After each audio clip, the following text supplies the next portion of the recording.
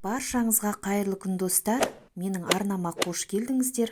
Бүгін жемістерден салат дайындаймын. Отбасымның, сонымен қатар балаларымның сүйікті салаттарының бірі. Өте пайдалы, сіңімді, әрі дәруменге бай салат десем де болады. Құрамы қарапайым заттардан, яғни жеміс-жидектен тұрады.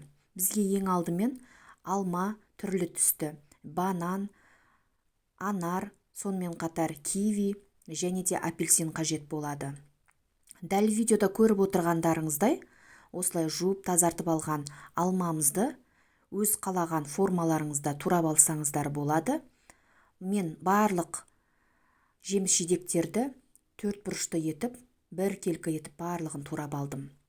Ең алдымен қызыл алманы және де сары алманы, сонымен қатар жасыл алманы да төрт бұрышты етіп барлығын турап алдым. Келесі кезекте бізге банан қажет болады. Бананымызды да дәл видеодағыдай оны да төрт бұрышты формада турап аламыз. Сонымен қатар салатымызға кивиді де қосу үшін алдын ала қабығынан ажыратып, төрт бұрышты етіп оны да турап аламыз. Апельсинімізді де қабығынан жақсылап ажыратып, дәл видеода көріп отырғандарыңыздай төрт бұрышты етіп оны да турап аламыз.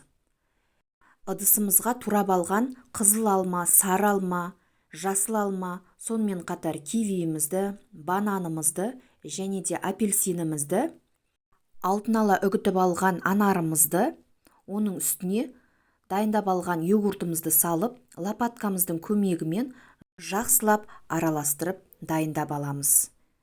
Дәл осы рецепті 2 немесе 3 есе көбейтіп, молырақ жасасаңыздар болады. Егер каналыма тіркелмеген жаңа көрермен болсаңыз, подписация батырмасын басып, лайк қойып, өз пікіріңізбен бөлісе кетуді де ұмытпаңыз. Сонымен қатар, поделиться батырмасын басып, өз жақындарыңызбен бөлісіп қоюды да ұмытпаңыз. Рецептің толық нұсқасын описание бөлімде жазып қалдыратын боламын. Дәл сол жерге кіріп, сіздер де жасап көрсеңіздер болады. Назарларыңызға үлкен рахмет. Сіздермен болған Асүй Ханшайымы Гүлнұр. Келесі видеода жолыққанша аман сау болыңыздар. Ал бізге ас болсын.